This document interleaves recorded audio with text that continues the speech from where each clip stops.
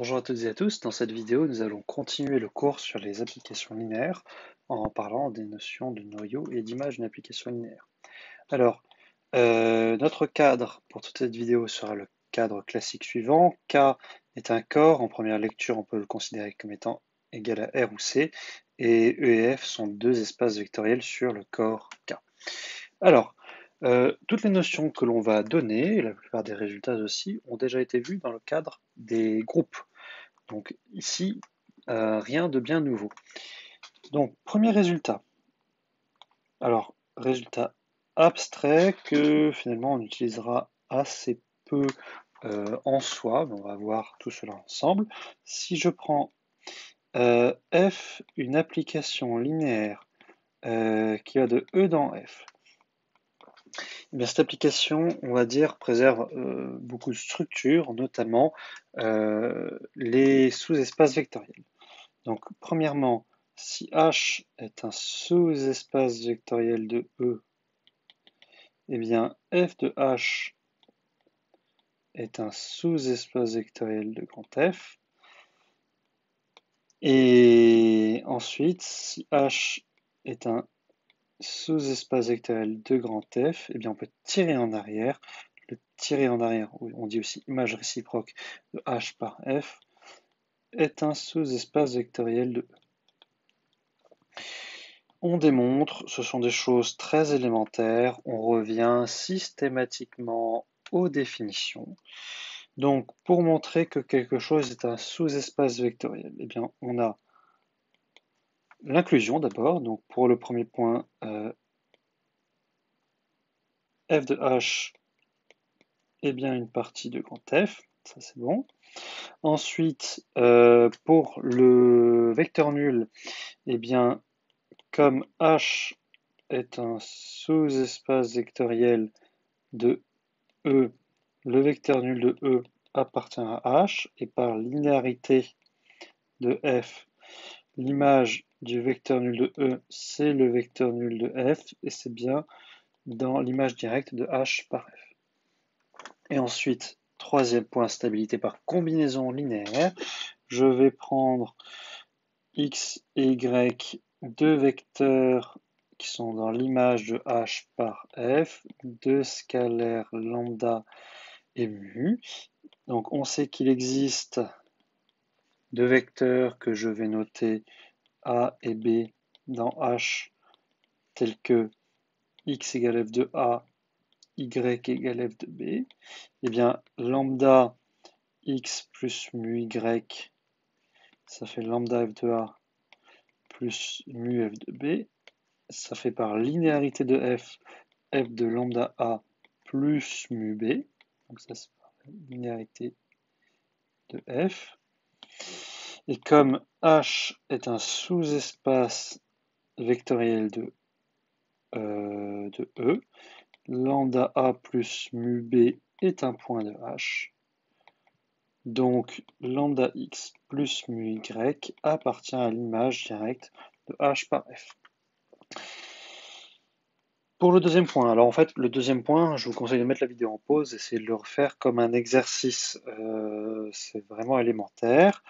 C'est juste du traitement de définition. Donc, premièrement, pour l'inclusion, le tirer en arrière de H par F est bien une partie de E. Deuxièmement, l'image du vecteur nul de E par F, c'est le vecteur nul de grand F. Ça appartient à grand H, car grand H est un sous-espace vectoriel de E. Puis on pourrait dire, hein, pour passer de là à là, c'est la linéarité de petit f que l'on utilise. Donc le vecteur nul de E appartient au tiré en arrière de H par petit f. Et finalement, troisième point, je prends x et y, deux vecteurs du tiré en arrière de H par f, lambda et mu, deux scalaires. Je veux montrer que la combinaison linéaire lambda x plus mu y appartient au tiré en arrière de H par f. Donc je vais calculer son image. Donc l'image de lambda x plus mu y par f, c'est lambda fois f de x plus mu fois f de y.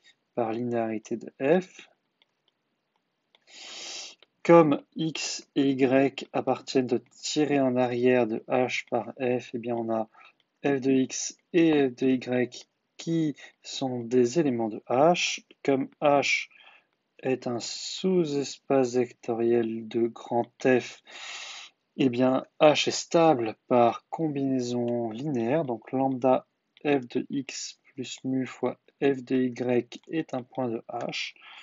Donc lambda x plus mu y a bien son image dans h, donc est bien dans le tiré en arrière de h par f, et on a bien vérifié les définitions de sous-espace vectoriel.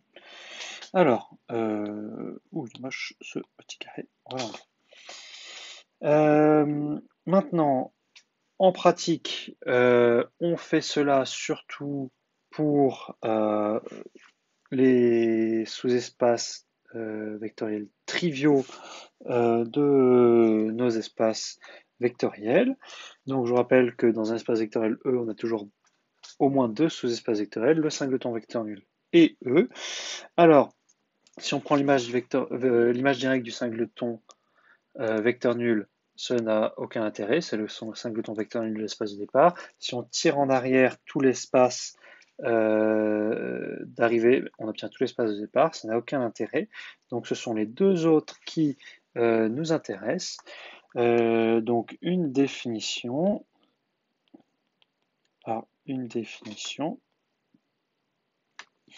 Donc si je prends f, une application linéaire qui va de E dans F, je définis le noyau de F comme étant l'ensemble des vecteurs de l'espace de départ dont l'image est nulle. C'est-à-dire l'image est égale au vecteur nul. Et on voit, ce n'est pas forcément un bon point de vue, il faut surtout le connaître concrètement, mais on peut voir ça comme le tiré en arrière par F du singleton vecteur nul. J'insiste, ça c'est intéressant pour faire le lien avec le résultat précédent. Ce qui est fondamental, c'est cette définition-là. On rappelle bien sûr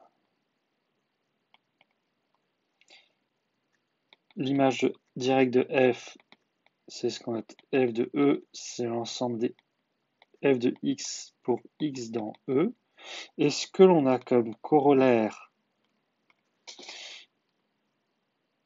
du résultat précédent, c'est qu'avec toujours cette application linéaire f qui va de grand E dans grand F, eh bien, le noyau de f et l'image de f, ce sont des sous-espaces vectoriels de E. Alors un bon exercice, quand vous débutez, c'est de redémontrer que noyau et image sont des sous-espaces vectoriels de E en revenant à la définition de sous-espace vectoriel, c'est-à-dire ça revient à faire les mêmes démonstrations que précédemment, que ce qu'on a fait ici, dans un cadre un tout petit peu plus simple, en fait juste dans un cadre un peu plus explicite. Je ne vais pas le faire ici parce que ça alourdirait la vidéo, mais c'est un bon exercice pour s'entraîner pour apprendre ces définitions. Alors, ceci est intéressant, car en fait, c'est ce que l'on utilise presque systématiquement pour montrer qu'une partie est un sous-espace vectoriel d'un espace vectoriel de référence. En fait, jusque-là, on s'était mis d'accord sur le fait qu'on ne revient jamais aux définitions pour montrer que quelque chose est un espace vectoriel, c'est une mauvaise idée.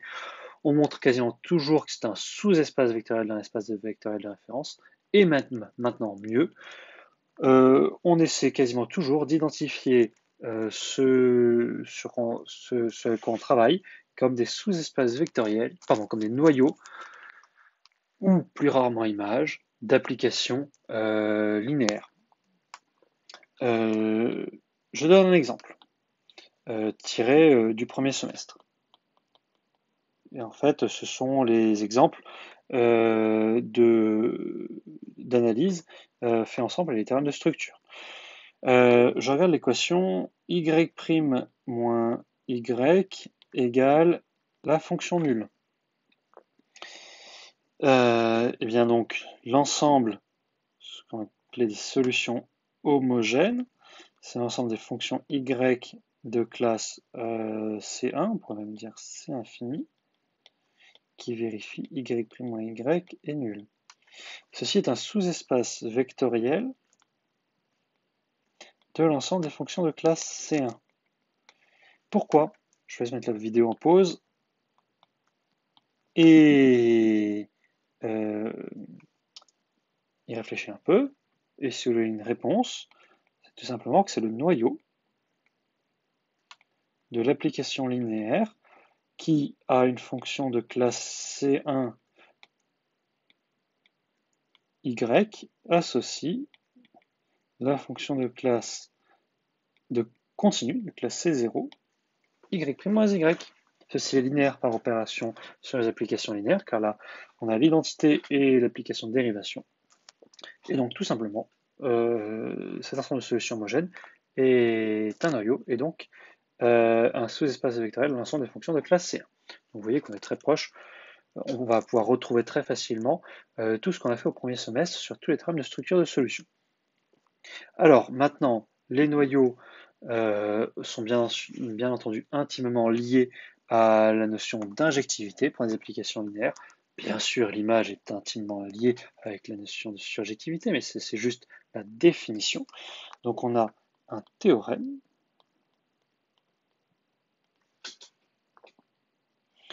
donc je reprends f, une application linéaire qui va de E dans F, et bien deux résultats. Premièrement, f est une application injective si et seulement si son noyau est réduit au vecteur nul. Et deuxièmement, f est surjective si et seulement si son image est égale à l'espace d'arrivée tout entier. On démontre, alors on pourrait dire que c'est déjà su sur les groupes, mais on peut quand même revenir dessus. Pour le deuxième point, c'est la définition de surjectivité. Il n'y a rien à faire. Et pour le premier point, si f est injective, alors, premièrement, comme le noyau de f est un sous-espace vectoriel de E, eh bien, le vecteur nul de E appartient au noyau de f. On peut aussi dire qu'on sait calculer l'image du vecteur nul par une application linéaire.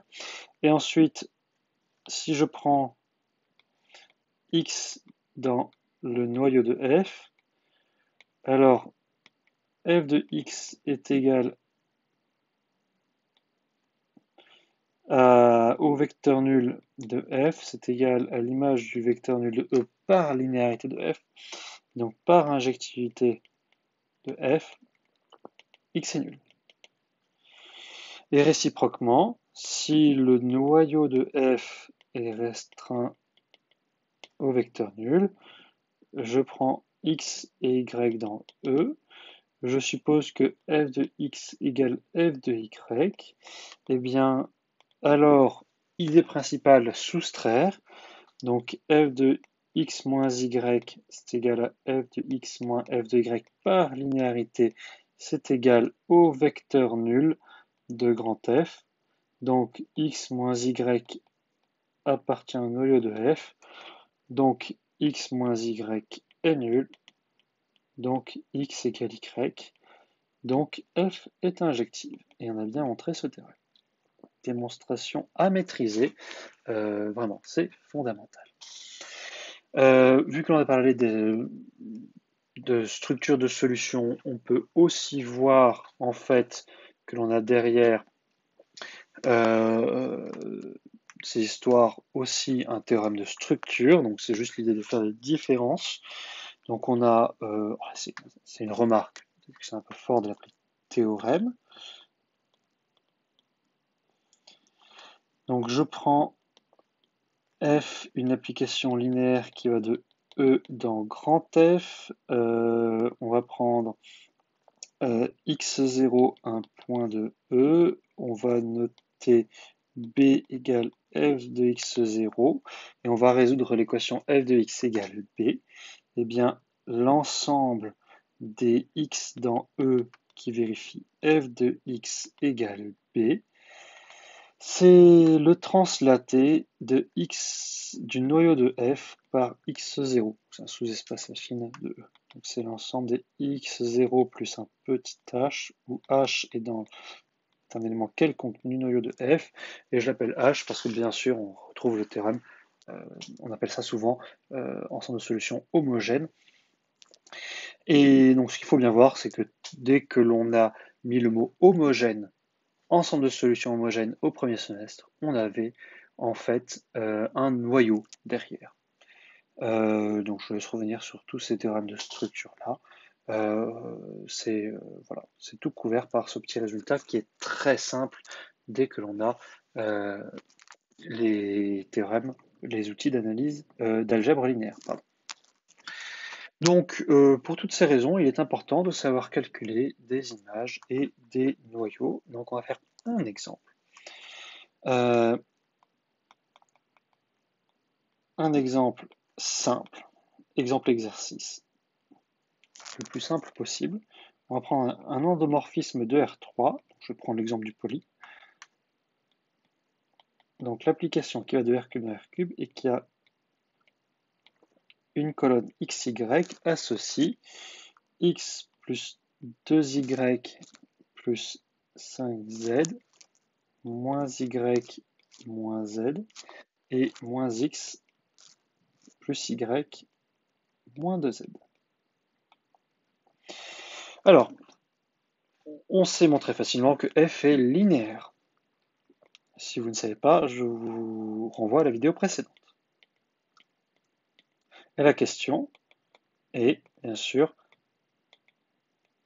quels sont le noyau et l'image de f? Ce sont des choses importantes. Alors, on va au fur et à mesure du semestre donner des outils de plus en plus efficaces pour parler du noyau et l'image, mais en fait ces questions-là, qui sont finalement des questions de système linéaire, vous savez déjà y répondre.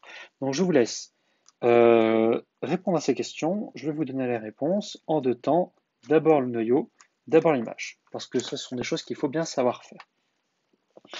Donc, premièrement, je prends x, y, z dans le noyau de f, pardon, oula, dans R cube, x, y, z appartient au noyau de f, ça équivaut à f de x, y, z égale la colonne nulle, donc ça équivaut au système x plus 2y plus 5z égale 0, moins y moins z égale 0, et moins x plus y moins 2z égale 0. On va bien sûr utiliser x comme pivot. Donc on va réaliser l'opération ligne 3 reçoit ligne 3 plus ligne 1. Donc on recopie les deux premières lignes, x plus 2y plus 5z égale 0, moins y moins z égale 0, et la troisième ligne devient 3y plus 3z égale 0. Donc les deux dernières lignes sont proportionnelles, on peut les simplifier, ça équivaut à x plus 2y plus 5z égale 0, on peut même écrire y plus z égale 0, et là on remonte. On réalise l'opération ligne 1 reçoit ligne 1 moins 2, ligne 2. Donc cela équivaut à x plus 3z égale 0, y plus z égale 0. On va continuer sur la colonne à droite. Alors, donc, bien sûr, on l'écrit. Donc, ceci équivaut à x, y, z égale z facteur de moins 3, moins 1, 1. Et donc, on a que le noyau de f est le sous-espace vectoriel engendré par le vecteur de coordonnées moins 3, moins 1, 1. Ça, c'est vraiment quelque chose à savoir faire. aisément.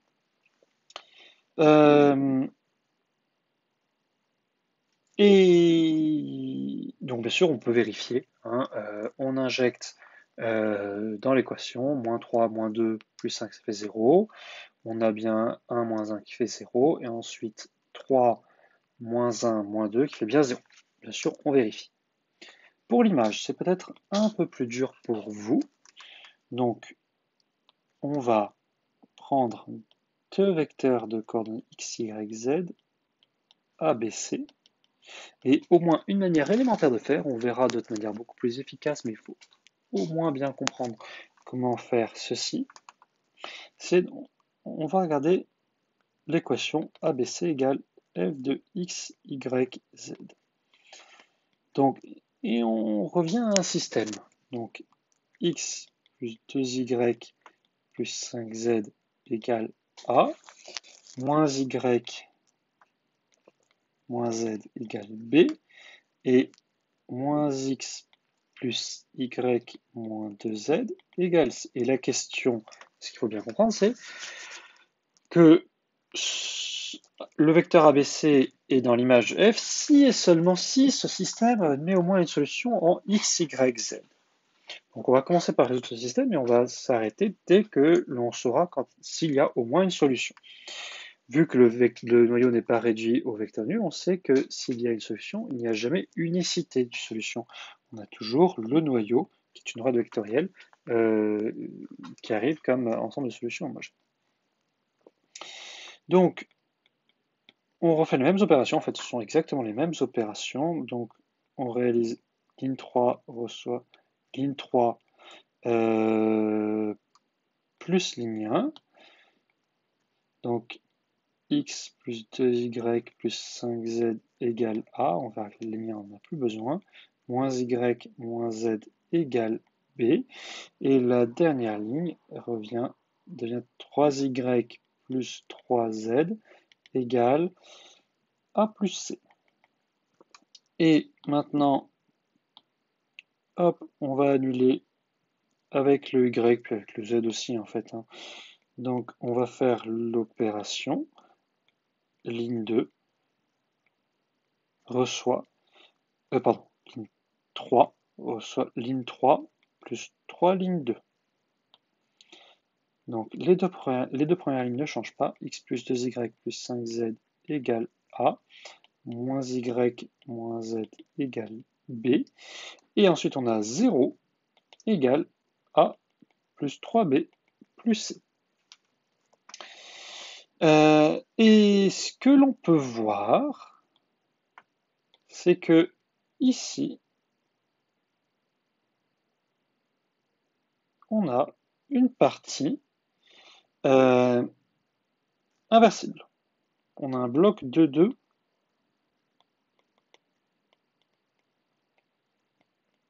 inversible. Donc, que l'on arrivera toujours à remonter. Donc, si ce dernier bloc, cette dernière ligne admet une solution, on pourra remonter. Et si cette dernière ligne n'admet pas de solution, bien sûr, le système est incompatible. Mais cette dernière ligne est évidente. Donc le système admet une solution. Donc le système est compatible.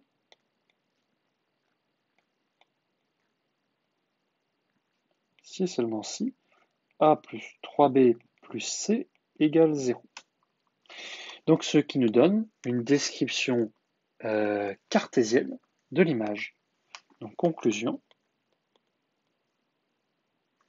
l'image de f,